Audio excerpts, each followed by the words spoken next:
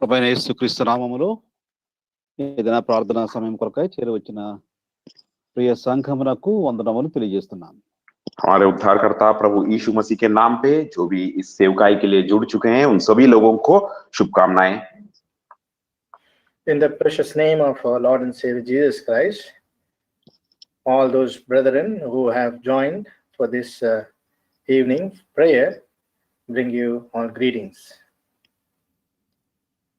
ఈ దినములలో మనము తెరవబడిన ఆకాశము యొక్క అనుభవములను ధ్యానం చేస్తూ ప్రార్థనా సమయం కొరకై ఈ ధ్యానమును కలిగి ఉన్నాం. और इन दिनों में हम खुले आसमान या खुला परलोक के बारे में ध्यान करते हुए इसी ध्यान मनन में प्रार्थना के लिए कुछ अंश को हम देख रहे हैं और ध्यान कर रहे हैं. In these days we are trying to meditate upon the open heaven experience, and our meditation is dwelling upon these matters. ఈ దినము కూడా తెరవబడిన ఆకాశం యొక్క అనుభవమును ప్రార్థనా సమయంలో కలిగి ఉండటానికి నూతన నిబంధనలో ఒక ప్రాముఖ్యమైన వ్యక్తి జీవితంలో నుంచి ఆ అనుభవమును చూడటానికి ప్రయత్నం చేస్తాను. और आज के दिन भी इसी अंश में ध्यान करते हुए खुले परलोक के बारे में ध्यान करते हुए नए नियम से एक व्यक्ति के जीवन के बारे में हम जानने की कोशिश करेंगे और ध्यान करेंगे. So today also we will try to meditate or dwell upon the open heaven experience, and out of this context we will try to see one person from the New Testament. అపోస్తలుల కార్యములు 7వ అధ్యాయము 54వ వచనం నుండి 60వ వచనం వరకు మనం చదువుకుందాము. आइए प्रेरितों का कार्य 7 अध्याय का 54 वचन पद से लेकर 60 पद तक हम पढ़ लेंगे. Come, let us turn to Acts of Apostle chapter 7, reading from verse 54 to 60. ఈ వచనమును మనం కలిసి చదువుకుందాం, తర్వాత ప్రార్థన చేసుకొని ఈ భాగము ధ్యానంలోనికి మనం వెళ్తాం. इन वचनों को आइए हम सब लोग मिलकर पढ़ लेंगे, उसके बाद प्रार्थना करेंगे, प्रार्थना कर ध्यान में आगे बढ़ेंगे.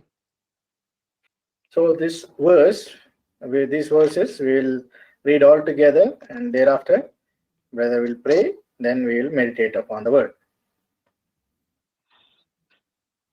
వారి మాటలు విని కోపముతో మండిపడి When they heard these అతనిని చూచి they పండ్లు were cut కొరికిరి. to the heart, and they అయితే gnashed on him. అతడు పరిశుద్ధాత్మతో నిండుకున్న వాడే ఆకాశం వైపు తిరిగి చూచి దేవుని మహిమను యేసు into దేవుని heaven కుడి and saw the పార్శ్వమున glory of God and Jesus standing on the right hand కూర్చుని of God, and और said, खड़ा हुआ देखकर कहा, देखो मैं వస్తున్నానని చెప్పాను.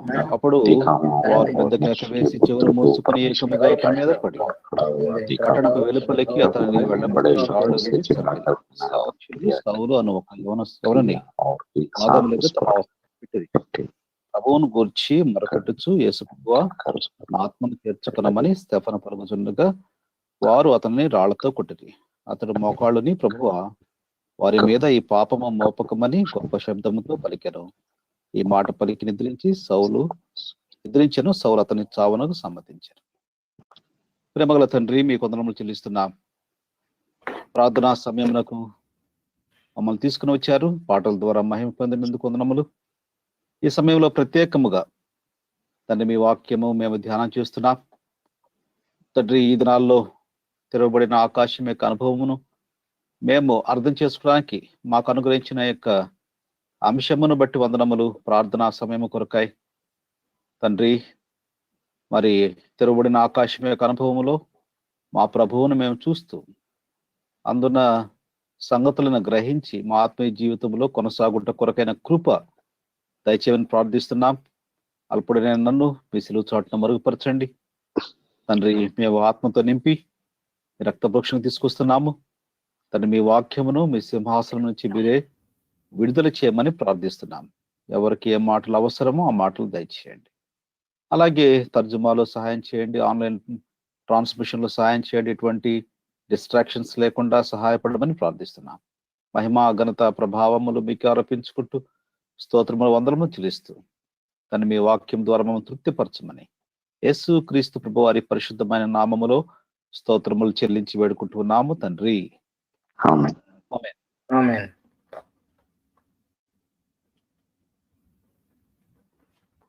ఈ భాగములో స్టెఫెను యొక్క జీవితంలోని చివరి సంఘటనను మనం చూస్తూ ఉన్నాం. यहाँ पर हम लोग स्तिफनुस के जीवन के बारे में और इसकी जीवन में जो आखिरी घटना घटी है उसके बारे में हमने देखा. So in this portion, we have read from the life of Stephen, the last days of his life. Stephen దేవునికి ఆత్మతో నింపబడిన వ్యక్తి అని మనం చూస్తున్నాం. और यहाँ पर हम देखते हैं स्टेफनुस जो अपनी आत्मा में परमेश्वर के द्वारा आत्मा में भरपूर हुए जैसा हम देखते हैं. So we see Stephen was full of the Holy Ghost. He is filled with the Holy Spirit. దేవుని ఆత్మతో నింపబడిన వాడై దేవుని వాక్యమును అతి గంభీరముగా సభలో, సన్హెద్రిన్ సభలో వారి వైపు చూస్తూ మాట్లాడుతూ ప్రకటన చేస్తున్నట్లుగా మనము గమనించవచ్చు. और यहाँ पर हम देखते हैं स्टेफनुस पवित्र आत्मा के द्वारा भरपूर हुए जैसा आत्मा में भरकर वहां लोगों के सामने, वहां की प्रजा के सामने ठहर कर या समाज के सामने ठहर कर परमेश्वर के वचन को बांट रहा है, सुसमाचार को बांटे जैसा, उनसे बातें करे जैसा हम देखते हैं, बहुत ही धैर्य से.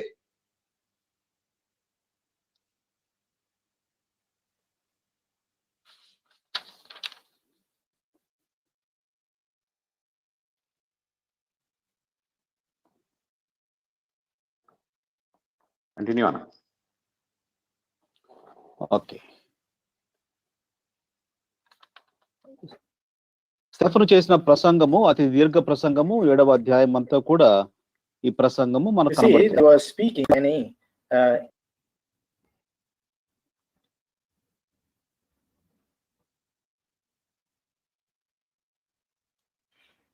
disturbance వస్తున్నా. Yes. ట్రాన్స్మిషన్ డిలే ఉన్నట్టుంది. There's a lot of disturbance.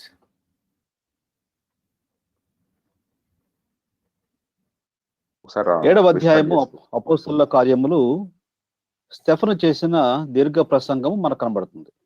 और इस प्रेरितों के कार्य के 7 पद में हम पूरे 7 अध्याय में हम देख सकते हैं कि जिस तरह की संदेश यहाँ पर स्टेफनुस के द्वारा दिया गया. So we see in this portion what kind of word he has spoken, Stephen has spoken and delivered, we see. ఈ విషయములన్నీ కూడా తాను పరిశుద్ధాత్మతో నింపబడిన వాడై ఆకాశం వైపు తేరి చూస్తూ అని మనము 7వ అధ్యాయము అపోస్తలుల కార్యములు 55వ వచనములో పరిశుద్ధాత్మతో నిండుకున్న వాడై ఆకాశం వైపు తేరి చూచి దేవుని మహిమను, యేసు దేవుని కుడి పార్శ్వనందు నిలిచి ఉండుటను చూస్తూ ప్రజలతో ఈ విషయాలు చెప్తూ ఉన్నాడు.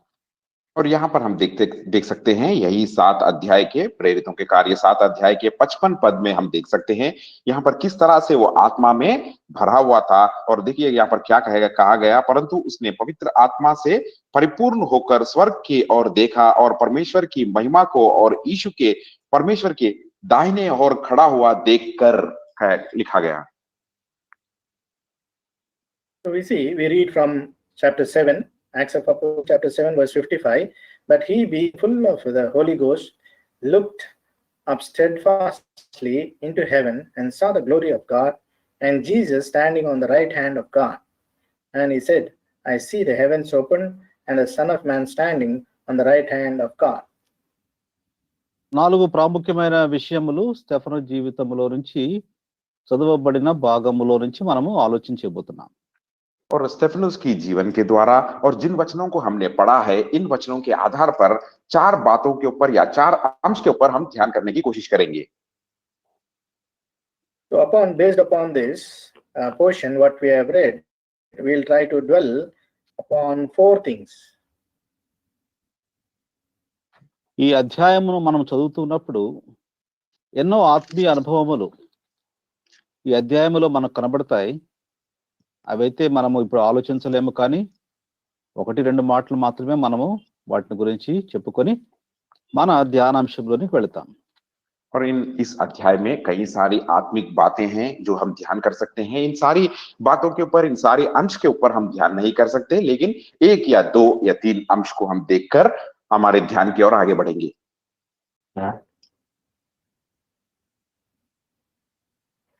So in this portion, there are many things to dwell upon, but we do not have so much time to dwell upon. Therefore, we'll try to see 2-3 things and we'll try to close. అపోస్తల కార్యం 6వ అధ్యాయము 15వ వచనములో సభలో కూర్చున్న వారందరూ అతని వైపు తేరి చూడగా అతని ముఖము దేవదూత ముఖము వలె వారికి కనబడెను. प्रेरितों के कार्य 6 अध्याय के 15 पद में हम इस तरह पढ़ते हैं, तब सब लोग ने जो सभा में बैठे थे उस पर दृष्टि गड़ाई तो उसका मुख स्वर्गदूत का सा देखा।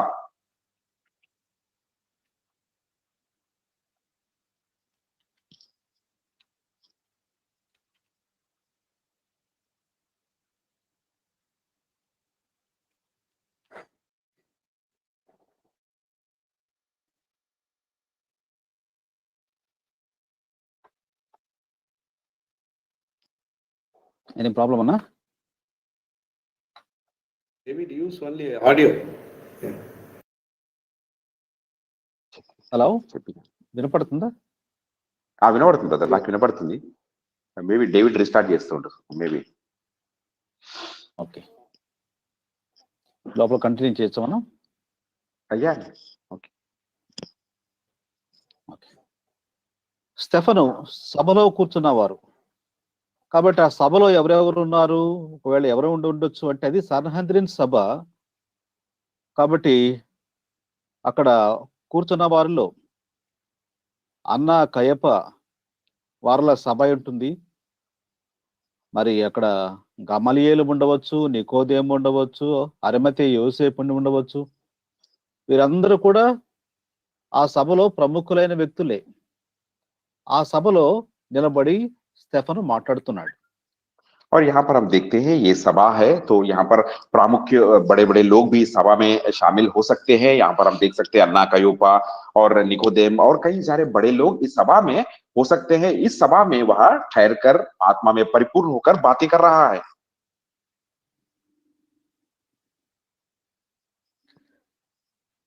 మనం 6వ అధ్యాయము 5వ వచనంలో కూడా చూడగలము. అక్కడ వ్రాయబడిన పేర్లలో స్టెఫను పేరు ఉంది. అక్కడ వ్రాయబడిన వారి పేర్ల గురించి రాస్తూ విశ్వాసముతోను పరిశుద్ధాత్మతోను నిండుకొనిన వాడైన స్టెఫను అని చదువుతాం. और यहाँ पर जो नाम यहाँ पर लिखे गए हैं, उन नाम में हम देख सकते हैं स्टेफनुस का नाम भी लिखा गया। और यहाँ पर ये भी लिखा गया कि जो विश्वास और पवित्र आत्मा से परिपूर्ण था कहकर।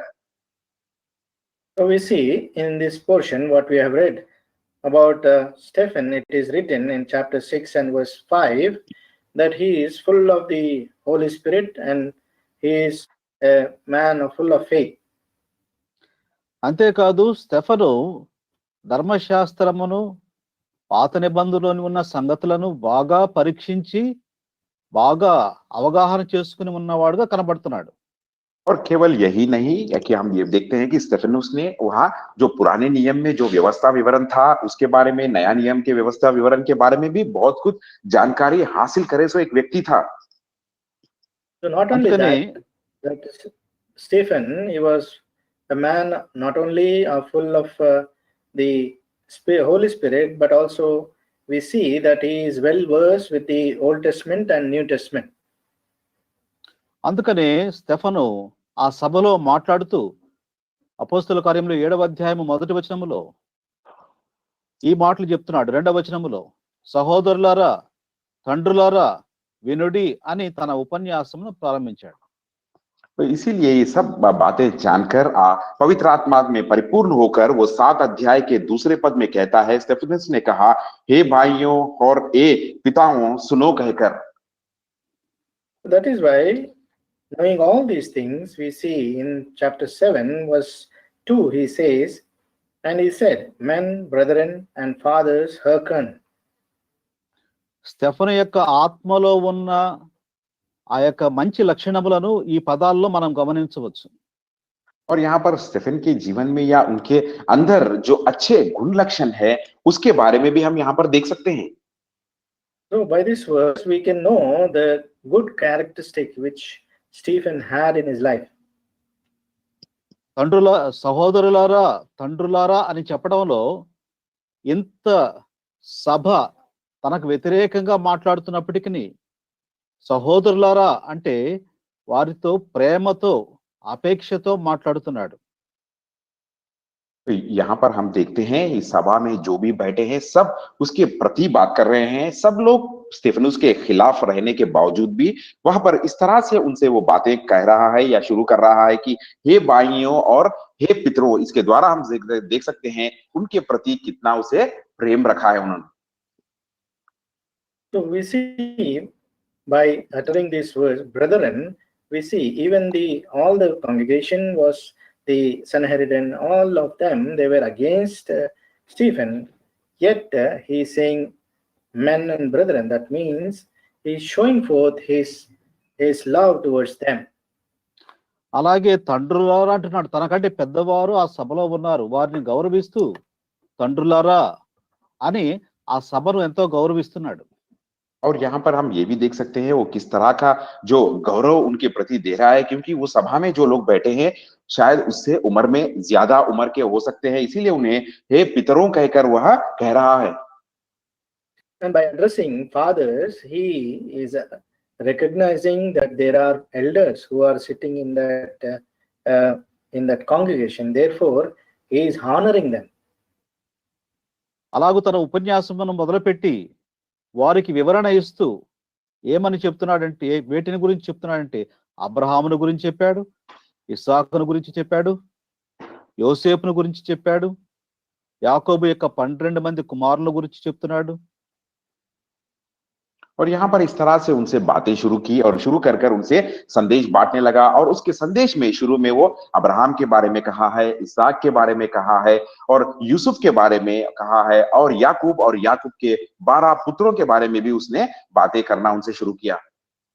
So by addressing them in this sermon, we see that he is reminding them about Abraham, Isaac, and also Jacob and his 12 sons, and also Joseph's history he was revealing to them.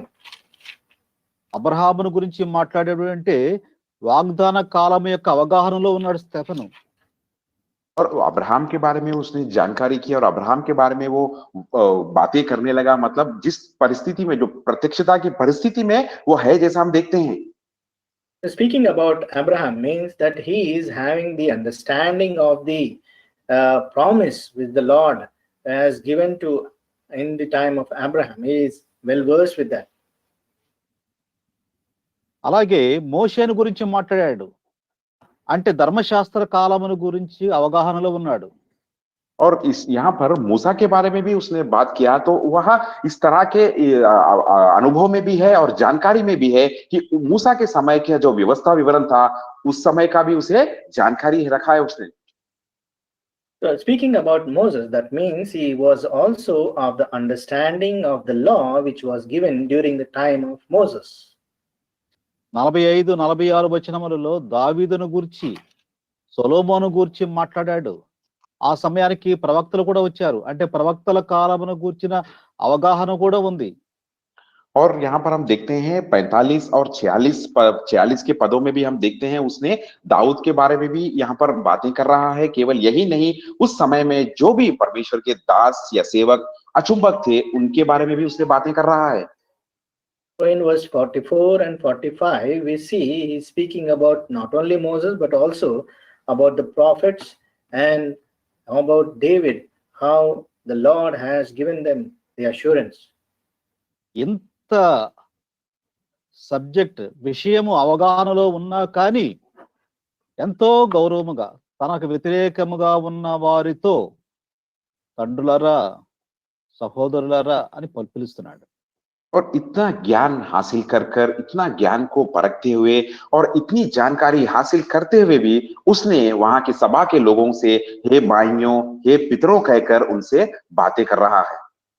Even though he was of understanding of the subject so much deeply, yet he is addressing all those Sanheridans, those people who joined there, who were against him, yet he is addressing them as men, brethren, and fathers.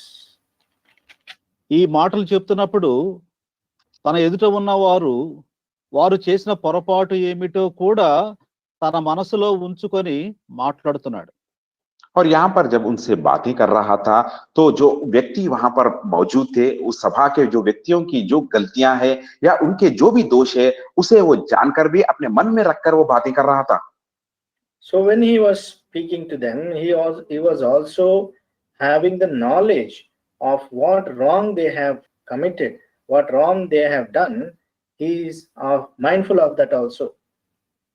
43వ వచనము 7వ అధ్యాయం 43వ వచనములో, మీరు పూజించుటకు చేసుకొనిన ప్రతిమలైన మొలోకు గుడారమును రొంఫాయిను దేవత యొక్క నక్షత్రమును మోసుకొని పోతిరి. और वहां पर जो उन्होंने जो और एक भी कार्य किया था उसके बारे में भी वह याद करते हुए 7 अध्याय के 43 पद में वो कहता है कि तुम मोलाका और तंबू और सिफान देवता के तेरे को लिए फिरते थे कहकर कह रहा है। So chapter 7, Acts of Apostles, chapter 7, verse 43, Yea, ye took up the tabernacle of Molech and the star of your god, Rephan, figures which ye have made to worship them, and I will carry you away to Babylon, beyond Babylon. Stephen దేవుని వాక్యమును బాగా చదివాడు. ఆమోసు గ్రంథము 5వ అధ్యాయము 25, 26 వచనాలలో ఈ ప్రస్తావన ఉంది. ఇశ్రాయేలీయులారా, అరణ్యమందు 40 సంవత్సరములు మీరు బలులను నైవేద్యములు నాకు అర్పించితిరా.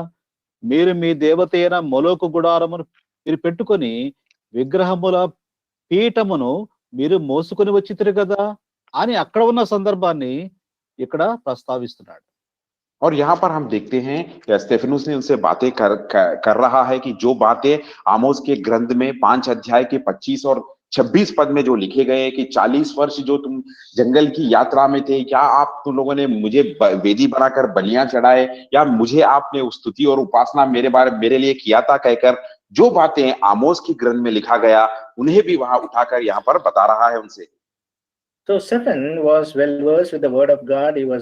He read the word of God. Therefore, he is addressing to them, reminding them what was written in Amos chapter 5, verse 25 and 26. We see, have ye offered unto sacrifice and offerings into the wilderness 40 years, house of Israel, but ye have borne the tabernacle of your Molech and chosen in your image the stars of your God, which ye had made to yourselves.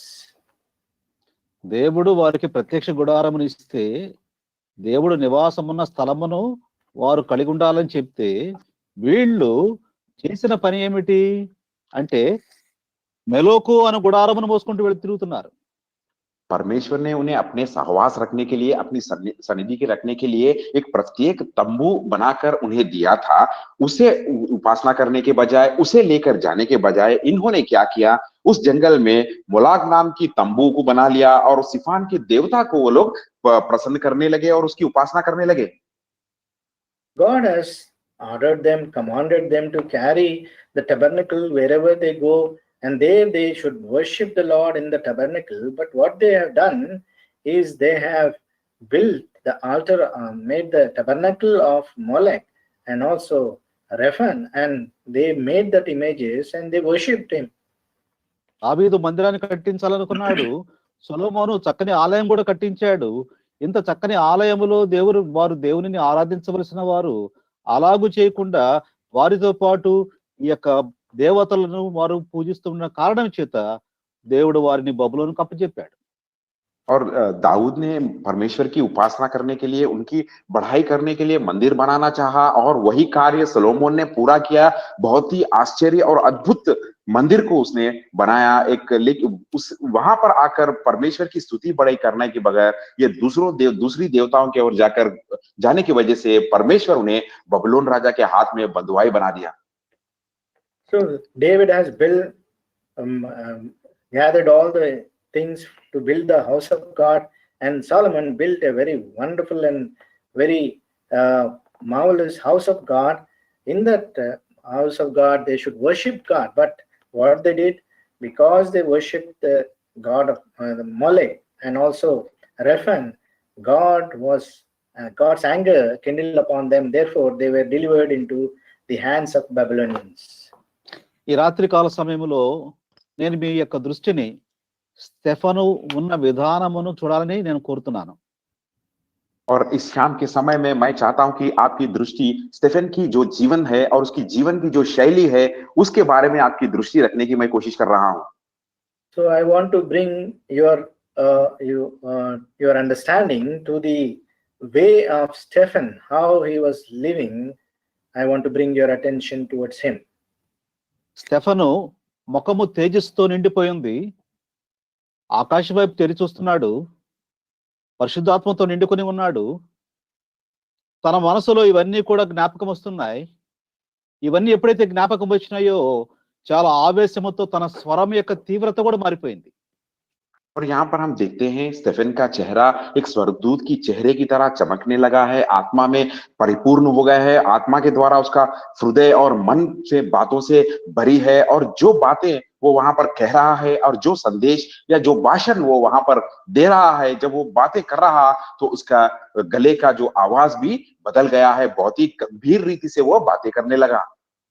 So Stephen, when he was speaking to them, addressing the inheritance, we see he was full of the Holy Spirit and the glory of the Lord.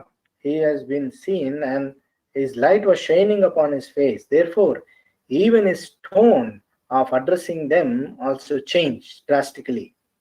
51 వచనంలో ప్రారంభించాడు, ముష్కరులారా, హృదయములను చెవులను దేవుని వాక్యమునకు లోబరుచుకుని నల్లని వారులారా, మీ పితరుల వలె మీరును ఎల్లప్పుడూ పరిశుద్ధాత్మను ఎదురించుచున్నారు అని వారి మీద తీవ్రంగా మాట్లాడుతున్నాడు.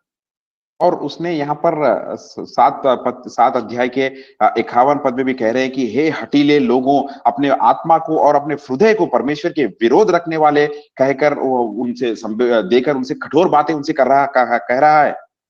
Acts of Apostles, chapter 7, reading verse 51. Ye stiff-necked and uncircumcised in heart and ears, ye do always resist the Holy Ghost, as your fathers did, so do ye.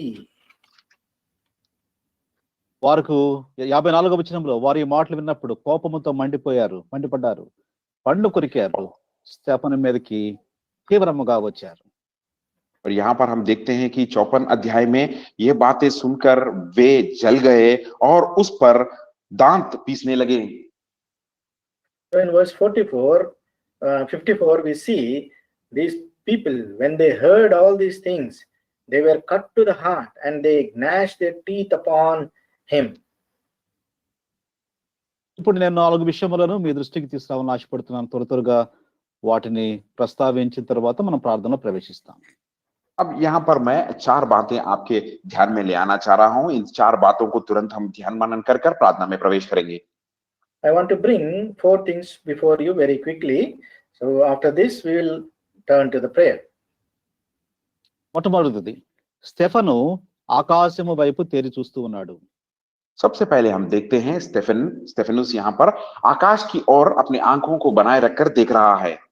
First of all, we see Stephen looked upon steadfastly into the heaven. ఇది ఆకాశం వైపు తేరి చూచుటలో తన యొక్క చివరి చూపు. ఈ ఆకాశం వైపు చాలాసార్లు చూసి ఉంటాడు. ప్రభువు యొక్క సన్నిధిని ఎన్నోసార్లు అనుభవించాడు. ఇప్పుడు చివరిసారిగా చూస్తున్నాడు. शायद उसके जीवन में कई बार वो आसमान की तरफ ताक कर देखा होगा, लेकिन इसके जीवन में ये पवित्र आत्मा से परिपूर्ण होकर, परमेश्वर की सन्निधि में परिपूर्ण होकर, ये आखिरी बार है जो वो आसमान या स्वर्ग की तरफ, परलोक की तरफ ताक कर देख रहा है.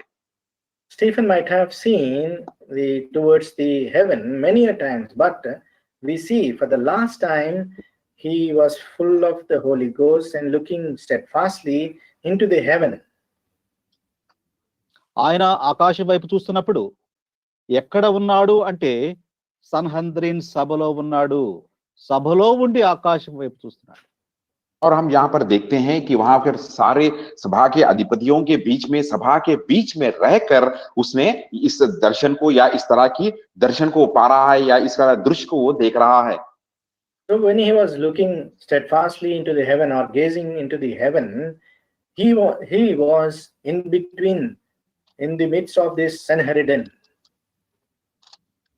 అక్కడ ఆకాశము తెరవబడి ఉంది. మనుష్య కుమారుడు దేవుని కుడి పార్శ్వమున కూర్చుండుట స్టెఫను చూస్తున్నాడు. కానీ అక్కడ ఉన్నవారు ఎవరు కూడా చూడలేకపోతున్నారు. మిగతా వాళ్ళెవరు కూడా ఆ దృశ్యమును చూడలేకపోతున్నారు. స్టెఫన్ ఒక్కడే చూడగలుగుతున్నాడు. और यहाँ पर हम देखते हैं स्टेफन इस तरह से अपने परलोक, खुले स्वर्ग या खुले परलोक की ओर देख रहा है और वहां पर यह भी देख रहा है कि प्रभु जो दाहिने, परमेश्वर के दाहिने हाथ पर खड़ा रहे जैसा वो दृश्य को वो देख पा रहा है। लेकिन इस महासभा में जो भी व्यक्तियां हैं वो लोग ये दृश्य को नहीं देख पा रहे हैं। So in this, when Stephen was standing in the midst of the Sanhedrin, he was able to look into the heaven steadfastly and see the glory of God and Jesus standing on the right hand of God. But all the people, all the Sanhedrin, the congregation, they could not see any of those things. ఇదే మన అనుభవముగా ఉండాలి.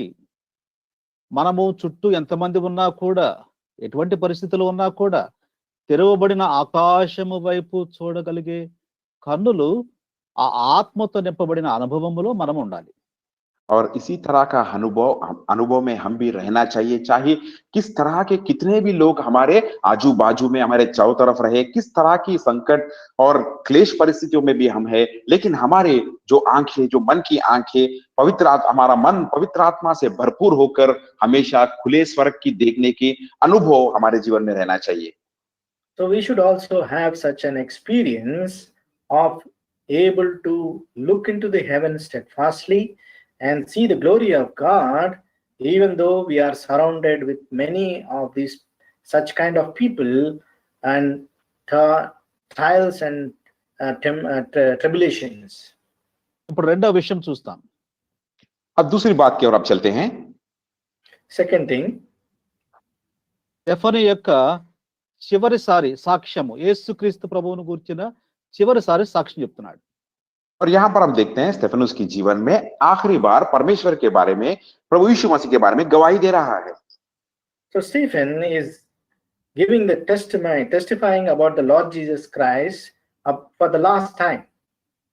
56వ వచనములో ఆకాశము తెరవబడుటయు మనుష్య కుమారుడు దేవుని కుడి పార్శ్వమందు నిలిచి ఉండటయు నేను చూచుచున్నాను అని సాక్ష్యం ఇస్తున్నాడు. और यहाँ पर ये हम देखते हैं कि 56 पद में वो कह रहा है कि देखो मैं स्वर्ग को खुला हुआ और मनुष्य के पुत्र को परमेश्वर के दाहिने और खड़ा हुआ देखता हूं कहकर कह रहा है। So Stephen is testifying in verse 56 and said, behold, I see the heavens opened and the Son of Man standing on the right hand of God. ఈనాడు మన అనుభవం కూడా ఇదే ఉండాలి. తెరవబడిన ఆకాశము చూస్తూ అక్కడ అందున్న సింహాసనమందు ఆసీనుడైన యేసుక్రీస్తు ప్రభువును చూచి సాక్ష్యమిచ్చే అనుభవంలో మనం ఉండాలి. और आज के दिन हमारा अनुभव भी इसी तरह से होना चाहिए, जो खुले स्वर्ग की ओर देखते हुए सिंहासन पर बैठे हुए प्रभु यीशु मसीह को देखने की जो महिमा की अनुभव हम में भी आज रहना चाहिए। Today our testimony also should be the same. We should have the experience of open heaven and seeing the Lord Jesus Christ standing on the right hand of God. Stephen తాను పొరపాటును చూడటం లేదు, వాస్తవాన్ని చూస్తున్నాడు. యేసు ప్రభువు చెప్పిందే చూస్తున్నాడు. యోహాను సువార్త 3వ అధ్యాయము 13వ వచనములో ఉన్న సంగతులనే చూస్తున్నాడు. और यहाँ पर स्टेफेनुस जो है अचानक से जो दर्शन हुआ उसे नहीं देख रहा है, जो प्रभु यीशु मसीह ने उसे कहा है, जो यूहन्ना के सुसमाचार 3 अध्याय के 13 पद में किस तरह से कहा गया, उसी के अनुसार, वही बातों के, वही देखे दर्शन के अनुसार ही वह देख रहा है। So Stephen, not by mistake or accidentally, is not looking into the heaven, but as it is written in John's Gospel chapter 3 verse 13, that he is seeing the open heaven, that the Son of Man was descending and he was able to stand. He is seeing the picture of the Lord Jesus Christ who was standing in that heaven. తాను ప్రకటన చేస్తూనే ఉన్నాడు, యేసు ప్రభుని గురించి సాక్ష్యమిస్తూనే ఉన్నాడు. అదే సమయంలో వారు 57వ వచనములో ఏకముగా పడి మీద పడి మరి గట్టిగా రాళ్ళు రువ్వి వెళ్ళగొట్టి, పట్టణపు వెలుపలికి వెళ్ళగొట్టి రాళ్ళు రువ్వి చంపివేశారు. అయినా కూడా సాక్ష్యమిస్తూనే ఉన్నాడు. और इसी तरह वो बातें कर रहा था, उन्हें भाषण सुना, संदेश सुना रहा था और बातें कर रहा था, गवाही भी दे रहा था। तब यहाँ पर हम देखते हैं, यहाँ पर 57 पद के अनुसार, तब उन्होंने बड़े शब्द से चिल्लाने लगे और उसके ऊपर साथ में इकट्ठे होकर उसके ऊपर झपका और उसे उस नगर के बाहर ले जाकर पथराव करना शुरू किए। So when Stephen was speaking boldly in this manner, according to verse 57, we see they cried out with a loud voice and stopped their ears and ran upon him with one accord, and they cast him out of the city and stoned him out of the city. వాళ్ళు చెవులు మూసుకున్నా తాను చెప్పవలసినది చెబుతూనే ప్రభువును గురించి సాక్ష్యం ఇస్తూనే మరణించాడు. और वहां के लोग सुनना नहीं चाह रहे थे, अपने कानों पर हाथे रखकर कान बंद किए थे, लेकिन स्टेफनोस को जो कहना था, जो गवाही मसीहा के बारे में देना था, वह लगातार कहते जा रहा था। So even though they stopped their ears, they do not want to hear, Stephen was continuing to speak and tell about the testimony of the Lord Jesus Christ. రెండు విషయములు చూసాము. మొట్టమొదట చివరి చూపు ఆకాశము వైపు, రెండవది చివరి సాక్ష్యము యేసు ప్రభువును గురించి. और दो बातों पर हमने ध्यान मनन किया। पहली बात हमने देखा कि आखिरी बार उसने अपनी आंखें उठाकर आसमान की ओर, खुले स्वर्ग की ओर देखा, और दूसरी बात में हमने देखा उसकी आखिरी गवाही के बारे में। So we have seen two things. One is Stephen looked steadfastly into the heaven for the last and final time, and he saw the Lord. He has testified about the Lord Jesus Christ for the last time. ఇప్పుడు మూడవది మనం చూస్తాము 59వ వచనములో. ఈ విధముగా వారు చేస్తున్నప్పుడు వెంటనే తను ఒక ప్రార్థన, ఒక కేక వేశాడు, యేసు ప్రభువా నా ఆత్మను చేర్చుకొనుము అని తన గురించి చివరగా ప్రార్థన చేసుకున్నాడు. और यहाँ पर हम देखते हैं 59 पद में आखिरी बार उसने इस तरह का प्रार्थना किया, और इस तरह कहते हुए यहाँ पर हम देखते हैं वे स्तिफनुस पर पथराव करते रहे और वह यह कहकर प्रार्थना करता रहा, हे प्रभु यीशु मेरी आत्मा को ग्रहण कर कहकर।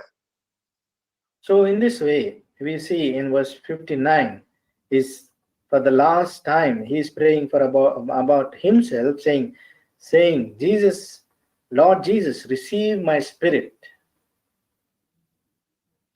ఆఖరిసారిగా తన గురించి మాత్రమే కాదు తాను చేసింది ప్రార్థన.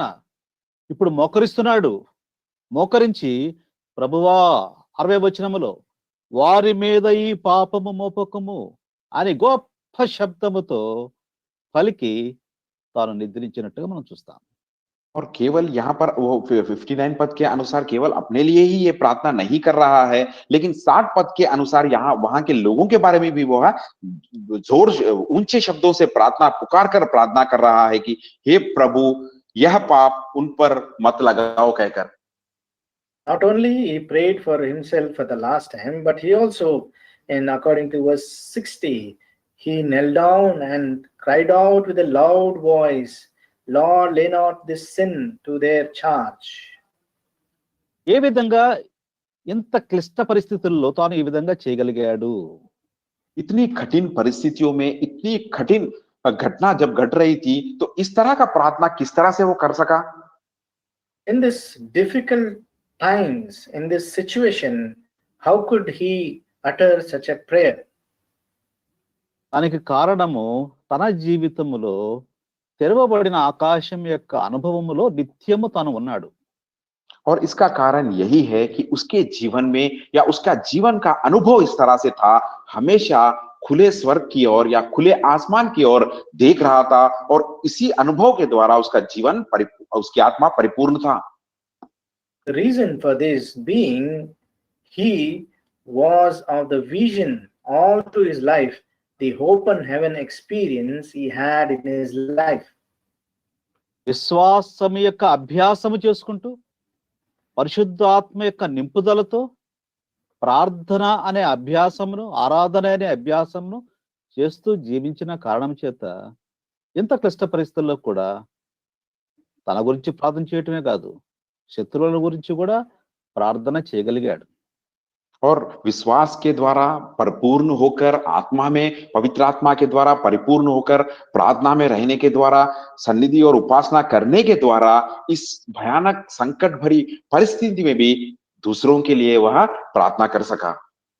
By having exercising the faith and the Holy Spirit in his life, and also exercising the prayer and worship in his life, in this difficult situation also he could utter such prayer in his life.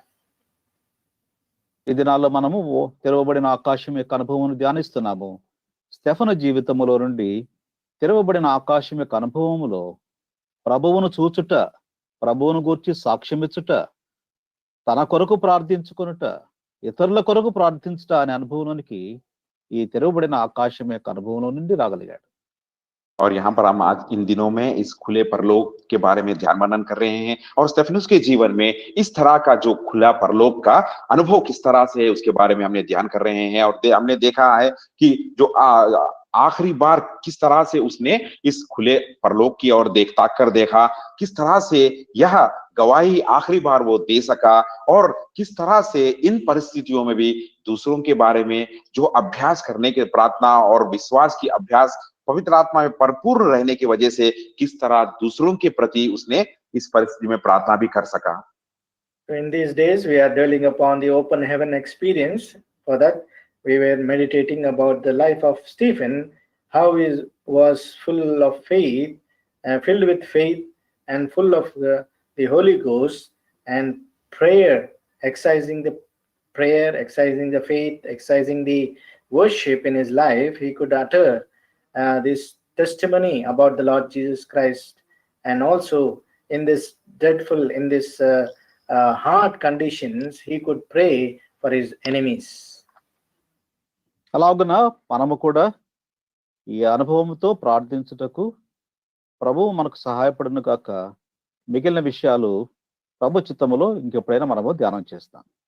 परमेश्वर हमें सहायता करे और हमें अनुग्रह दे कि हम भी इस तरह की अनुभव में आकर, इस तरह की अभ्यास में रहते हुए दूसरों के लिए हम या हमारे लिए हम प्रार्थना कर सके और प्रार्थना में आगे बढ़ सके. परमेश्वर की इच्छा हो तो आने वाले दिनों में और दूसरी बातों पर भी हम ध्यान मनन करेंगे.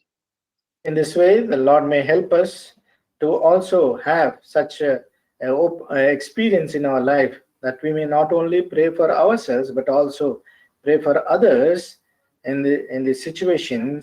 And if the Lord is willing, we'll try to meditate the remaining things as the Lord leads. Prayana.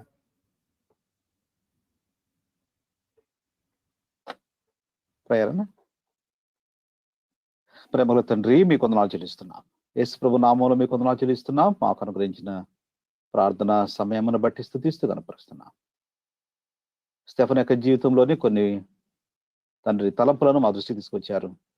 ఎలాగూ మేము జీవించాలో, స్టెఫన్ వలె ఎటువంటి సాక్ష్యం కలిగి ఉండాలో, స్టెఫన్ వలె ఆకాశం తెరవబడిన అనుభవమును మేము ఎలాగూ చూడాలో, ఎన్ని పరిస్థితులు ఉన్నా కూడా, చుట్టుపక్కల సభ అనుకూలంగా లేనప్పుడు కూడా, తీవ్రంగా మరణం అపాయం వచ్చే అంతవరకు కూడా తాను ఎప్పుడు తన విశ్వాసమును కోల్పోలేదు.